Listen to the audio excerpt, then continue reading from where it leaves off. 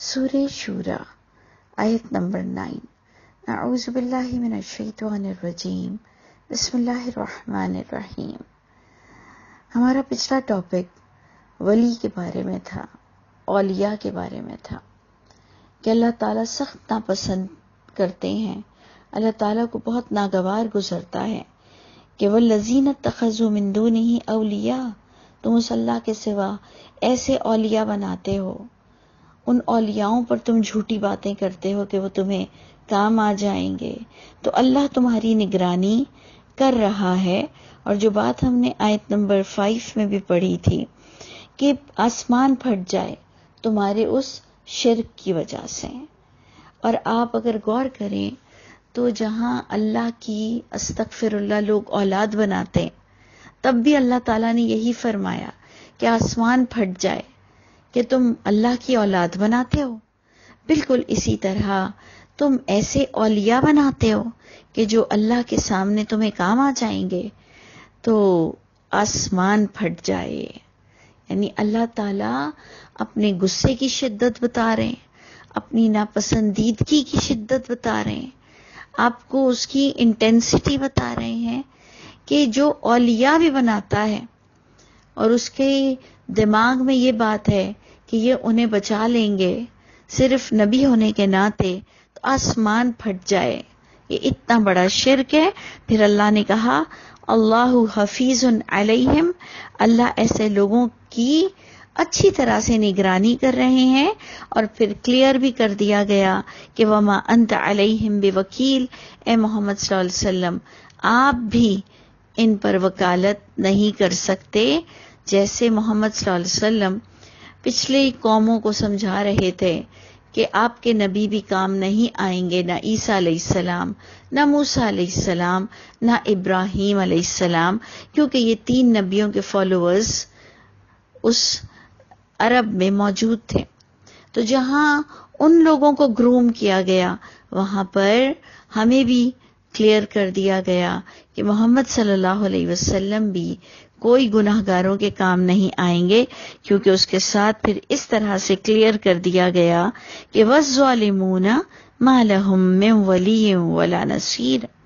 آیت نمبر 8، کہ ظالم، اے ظالم لوگوں، حق مارنے والوں، شرک کرنے والوں، چاہے وہ کسی بھی امت سے ہو، ان کے لیے نہ کوئی ولی ہوگا اور نہ کوئی نصیر ہوگا۔ اب آیت نمبر 9 میں بھی آپ دیکھیں کہ ہم نہ چاہتے ہوئے بھی اس ٹاپک کو ڈسکس کرنا ہی پڑے گا، کیونکہ آیت نمبر 9 بھی وہی بات کہہ رہی ہے کہ ام اتخذوا من دونہ اولیاء، کیا تم بناتے ہو اس اللہ کے سوا اولیاء؟ یہی تو بات پیچھے بھی بتائی گئی کہ والذین اتخذوا من دونہ اولیاء، وہ لوگ جو اللہ کے سوا اولیاء بناتے ہیں اور ان کو اللہ کے مطابق سٹیٹس دے دینا، یا یہ کہنا کہ نہیں وہ اللہ کے نبی ہیں، وہ اللہ کے بندے ہیں، وہ ولی ہیں، لیکن بچا کوئی نہیں سکتا، بچا نہیں سکتا۔ تمہارے لیے اللہ کے سوا نہ کوئی ولی ہے بچانے والا، نہ کوئی مددگار ہے۔ ولی کا آپ کو ترجمہ بتا دیا گیا کہ ولی کا معنی نصیر۔ اگر آپ اولیاء اللہ سے اس لیے محبت کرتے ہیں کہ ان کے طریقوں پر چلیں تب تو کوئی گناہ نہیں، لیکن اگر آپ اولیاء اللہ سے اس لیے محبت کرتے ہیں کہ وہ آپ کو بچا لیں گے، نصیر ہیں، تو یہ پھر آسمان پھٹ جائے کی شدت کو پہنچ جاتا ہے۔ آیت نمبر 9 نے جو میں نے بھی آپ کو بتایا یہی بات ڈسکس کر رہی ہے دوبارہ۔ چند ان 9 آیتوں میں آپ دیکھیں کتنی بار اللہ مجھ کو اور آپ کو سمجھا رہے ہیں۔ اب آپ خود سوچیں کہ اگر ہمارے اعمال نامے میں شرک اس طرح کا ہوا تو ہم تو کہیں کے بھی نہیں رہیں گے۔ پروردگار فرماتے ہیں ام اتخذوا، کیا تم بناتے ہو اس اللہ کے علاوہ ایسے دوست، ایسے اولیاء؟ تو سنو فاللہ هو الولی، بس اللہ وہی ولی ہیں۔ وَهُوَ يُحْيِي الْمَوْتَى، دوبارہ ولی کی ڈیفینیشن بتائی گئی۔ پہلے ولی کی ڈیفینیشن بتائی گئی کہ نصیر، مددگار، وہ ولی ہوتا ہے۔ اسی طرح اب کہہ رہے ہیں اللہ وَهُوَ يُحْيِي الْمَوْتَى، اور وہی اللہ جو زندگی دیتے ہیں مردوں کو، جو زندہ کریں گے مردوں کو، وہ ولی ہوتا ہے۔ اور اگر ولی تم کو بنانا ہی ہے تو مومن مرد اور مومن عورتیں بھی آپس میں ولی ہیں۔ تو اس لیے دو طرح کے ولی قرآن میں آ گئے۔ اس لیے آپ غور کریں آپ کن کن کو ولی بناتے ہیں اور آپ کی اور میری نیت میں کیا ہے۔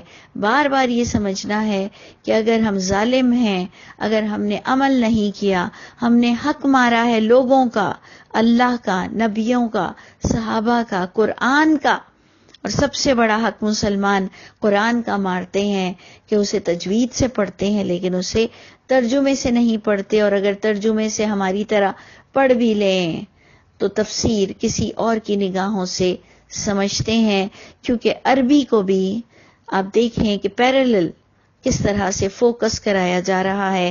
سورہ زمر سے ہم دیکھ رہے ہیں، سورہ زمر، سورہ مومن، اب سورہ شورا، سورہ حامیم سجدہ، سب میں آپ کو ایک ہی ٹاپک اللہ چل کر بتا رہے ہیں کہ کس طرح سے اپنے کانسیپٹ کو کلیئر کرو۔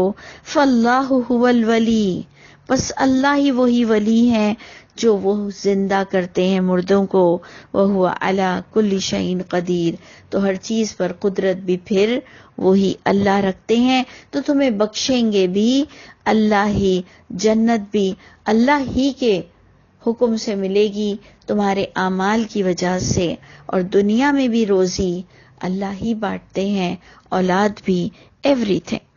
اب جناب آیت نمبر 10 میں ہمیں پھر بڑا انٹلیکچول پوائنٹ بتایا گیا کہ وَمَا اخْتَلَفْتُمْ فِيهِ مِنْ شَيْءٍ، اور جو بھی تمہیں کوئی اختلافات کی بات آ جائے، جو تمہیں کوئی اختلاف زندگی میں تمہاری لائف میں آ جائیں، من شیء، کسی بھی معاملے میں، فَحُکْمُهُ إِلَى اللَّهِ، بس اس کا فیصلہ اللہ کی طرف ہوتا ہے، اس کا فیصلہ اللہ کے اختیار میں ہے۔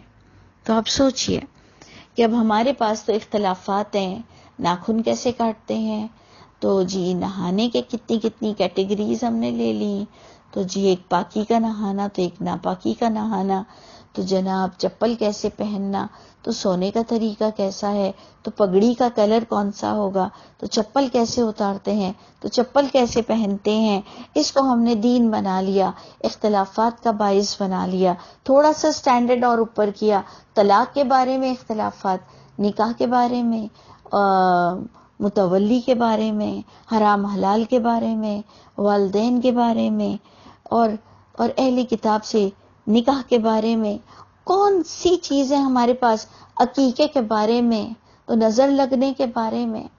آپ سوچئے کہ جو ٹاپک قرآن میں نہیں ہے اس کو بھی ہم اتنا اگریسو ہو کر اور ڈیبیٹ کرتے ہیں کہ ٹیبل بجا دیتے ہیں، بس ٹیبل الٹنے کی دیر ہوتی ہے، کہیں کہیں تو ٹیبل بھی الٹ دیا جاتا ہے، جب انسان کو مار دیا جاتا ہے اختلافات کی بنا پر۔ اور اللہ تعالیٰ بڑے ایزی ہو کے ہم کو بتا رہے ہیں کہ اور وہ معاملہ وَمَا اخْتَلَفْتُمْ، اور وہ معاملہ جس کے بارے میں اختلاف ہو تمہیں، من شیء، کسی قسم کا بھی، فَحُکْمُهُ إِلَى اللَّهِ، تو اس کا فیصلہ اللہ کریں گے۔ اللہ کیسے کریں گے؟ اللہ اپنے کلام سے کریں گے۔ ہم کہتے ہیں کلام اللہ، ہم کہتے ہیں جب ہم قرآن پڑھتے ہیں تو گویا ہم اللہ سے بات کر رہے ہوتے ہیں۔ ہم تو کوہ طور پہ نہیں جاتے ہیں نا، ہمیں تو اللہ وہاں نہیں مل سکتے ہیں۔ ہم ہر فیصلے میں اللہ سے ڈائریکٹ تو بات قرآن کے ذریعے سے کر سکتے ہیں۔ فَحُکْمُهُ إِلَى اللَّهِ، اس کو غور کیجئے تو اس کا فیصلہ اللہ کی طرف ہوگا۔ اب اگر کویسچن یہ اٹھائے کہ کچھ ایسی باتیں ہیں جو قرآن میں موجود نہیں ہیں، اس کا فیصلہ کون کرے گا؟ اس کا فیصلہ آپ کرو گے، اس کا فیصلہ آپ کیا وقت کرے گا، آپ کا زمانہ کرے گا، وہ دین نہیں ہوگا۔ خدا کے لیے یہ بات سمجھ لو کہ جو چیز قرآن میں نہیں ہے وہ دین نہیں ہے، جو چیز قرآن میں نہیں ہے، جو ٹاپک قرآن میں نہیں ہے وہ دین نہیں ہے۔ اس کو دین کی حد تک مت لے جاؤ، اس میں مرنے مارنے کی حالت مت اس حد تک پہنچ جاؤ۔ جو قرآن میں نہیں ہے، ڈسکس نہیں ہوا، وہ دین کا درجہ نہیں رکھتا ہے۔ وہ آپ نے دیکھنا ہے. آپ کو اگر لگ رہا ہے کہ کوئی کتاب میں اس کا اچھا فیصلہ ہے، کوئی بڑوں نے اچھا فیصلہ کیا ہے، آپ اس کے خلاف بھی جا سکتے ہیں. آپ نے کوئی شریعت نہیں توڑی ہے. اگر جو بات قرآن میں مینشن نہیں ہے اور اگر آپ نے اس کا فیصلہ اپنے دل سے بھی کر لیا تو آپ نے کوئی شریعت نہیں توڑی ہے. کاش یہ بات انسان سمجھ لے. میں سمجھتی ہوں جب ہم اس کو دین کا درجہ دے دیتے ہیں تو گویا میرے نزدیک تو وہ بھی شرک ہے. جب کوئی بات قرآن میں مینشن نہ ہو اور اس پر آپ دین کا درجہ دے دو تو وہ بھی میرے نزدیک کم از کم شرک کی کیٹیگری ہے. یہ میں اپنا ایمان اور اپنا کانسیپٹ بتا رہی ہوں ابراہیم علیہ السلام کی سنت کی پیروی کرتے ہوئے، محمد صلی اللہ علیہ وسلم کی سنت کی پیروی کرتے ہوئے، جو قرآن سے مجھے یہ سنت نظر آ رہی ہے کہ انہوں نے اپنے کانسیپٹ کو کلیئر کھول دیا. جب شرک کرنے والا نہیں ڈرتا تو ہم نے جو چیز قرآن سے سمجھی ہے ہمیں کس چیز کا ڈر ہوگا؟ سارے فیصلے اور ساری طاقت اللہ کے ہاتھ میں ہے. تو جناب اللہ نے فرما دیا کہ جو بھی تمہیں کسی معاملے میں اختلافات ہو تو اس کا فیصلہ اللہ کی کتاب کی طرف ہوگا. ذالکم اللہ ربی، یہ تمہارے اللہ کا فیصلہ ہے، یہ تمہارے اللہ ہیں جو ربی، جو میرے بھی پالنے والے ہیں. علیہ توکلت، میں تو اسی اللہ کی ذات پر بھروسہ کرتا ہوں کہ فیصلے جو قرآن میں ہیں تو قرآن کے مطابق ہوں گے، چاہے وہ دور دور تک آپ کے اجماع تواتر میں آپ کو نہ ملتے ہوں، لیکن اگر وہ قرآن سے ملیں گے تو وہ میرے دل کی بہار ہوگا اور مجھے اکیلے عمل کرتے ہوئے نہ کوئی ڈر ہے، نہ کوئی کمپلیکس ہے اور نہ ہی کوئی کمی رہ گئی بات میں، کیونکہ اللہ فرماتے ہیں کس کا فیصلہ اللہ سے بڑا ہو سکتا ہے. تو جناب اللہ کے فیصلے سب سے بڑے ہیں. اب چاہے وہ قرآن میں ہے اور لوگ عمل نہیں کرتے تب بھی کوئی مسئلہ نہیں. تو اللہ فرماتے ہیں یہ ہے توکل کہ علیہ توکلت، جب میں نے کوئی چیز سمع نہ کیا، قرآن سے جب میں نے سمع نہ کیا، سنا ہم نے، وَأَطَعْنَا، ہم اطاعت کریں گے. اگر ہمیں فتوے بھی اس کے خلاف مل رہے ہیں نو پرابلم، کوئی فرق نہیں پڑتا، کیونکہ جب کسی سے محبت ہو جائے تو پھر سماج کی ساری دیواریں گر جاتی ہیں. اب جب غیر اللہ سے لوگ اتنی محبت کرنے لگ گئے ہیں کہ پالنے والے ماں باپ تک کو چھوڑ دیتے ہیں کسی کی محبت میں، تو اللہ ہمیں اللہ کی محبت عطا فرمائے.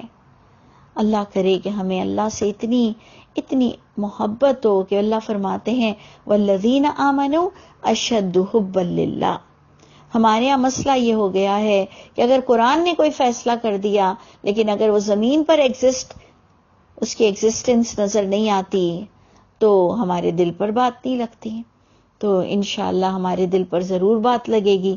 اگر ہم نے عربی میں قرآن کو پڑھ لیا ہے اور ہمیں بات سمجھ آ گئی ہے تو دنیا کی کوئی طاقت ایسی نہیں اللہ کے علاوہ جو ہمیں اپنے موقف سے ہٹا سکے. تو جناب اللہ فرماتے ہیں کہ یہ تمہارا اللہ ہے، میرا رب بھی ہے اور جس پر میں بھروسہ کرتا ہوں، وَإِلَيْهِ أُنِيبُ، اور اسی اللہ کی طرف میں رجوع رکھتا ہوں، اس کی کتاب کی طرف. تب تو مجھے اللہ مل جاتے ہیں، تب تو مجھے اتنا حوصلہ نصیب ہوتا ہے وَإِلَيْهِ أُنِيبُ سے، کیونکہ اسی اللہ کی طرف متوجہ رہنا ہے. اور یہ نبی کریم صلی اللہ علیہ وسلم کا بیان آ رہا ہے کہ وہ میرا پالنے والا ہے. میں اس کی کتاب پڑھ کر اس کی وحی جو مجھ پر اترتی ہے، جو کہ آپ نے سورہ شورا کو سٹارٹنگ سے دیکھا کہ اس وحی کے بعد مجھے توکل ملتا ہے کیونکہ اس وحی کی طرف میں متوجہ رہتا ہوں. اب تیسری خصوصیات ولی اللہ کس کو بنانا چاہیے کہ ولی وہی ہے جو نصیر ہے، ولی وہ ہے جو زندہ کرتا ہے مردوں کو، ولی وہ ہے فاطر السماوات والارض، آیت نمبر 11، پیدا کرنے والا آسمانوں کا اور زمین کا.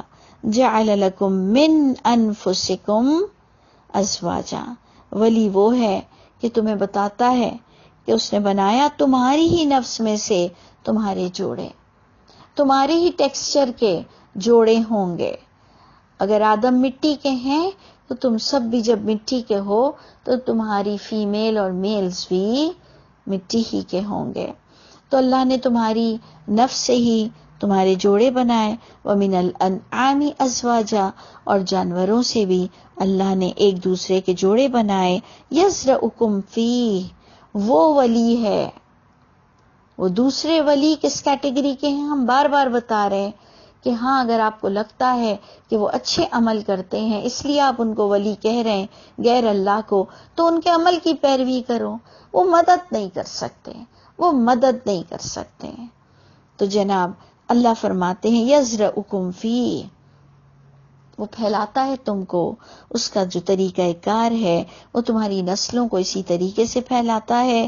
لیس کمثلہ شیء، اس ولی جیسا کوئی ولی نہیں، اس کی اگزامپل تم دے ہی نہیں سکتے. لیسا نہیں ہے، کمثلہ مانند اس کے مثل، شیء کوئی چیز، کوئی ذرہ برابر بھی اس اللہ کے مانند نہیں. کوئی غیر اللہ، کوئی انبیاء کرام بھی اس کے مانند نہیں. وَهُوَ السَّمِيعُ الْبَصِيرُ، وہی اللہ سن بھی رہے ہیں، دیکھ بھی رہے ہیں. پہلے بھی اللہ نے آپ کو کہا کہ اللہ نگہبان ہے، اللہ حفیظ ہیں ہر ایک کی سوچ پر بھی. اب اللہ نے آپ کو کلیئر کہہ دیا کہ وہی سمیع بھی ہیں اور وہی بصیر بھی ہیں. تو اللہ تعالیٰ واقعی ہمیں اللہ سے بے انتہا محبت دے. اور یہ میرا بیان نہیں، یہ محمد صلی اللہ علیہ وسلم پر جو وحی اتری ہے، جو اہل کتاب ان کے دشمن ہو گئے، یہ توحید پر باتیں کرتے کرتے وہ ان کو یہ نبی سے اختلافات ہونے لگا تھا کہ نبی نے اپنی باتوں میں وحی کے جو ذریعے سے یہ بات کو کلیئر کیا کہ لا الہ الا اللہ، لا الہ الا اللہ، اللہ کے سوا کسی کے پاس کوئی اتھارٹی نہیں، اللہ کے سوا کسی کے پاس کوئی اختیارات نہیں.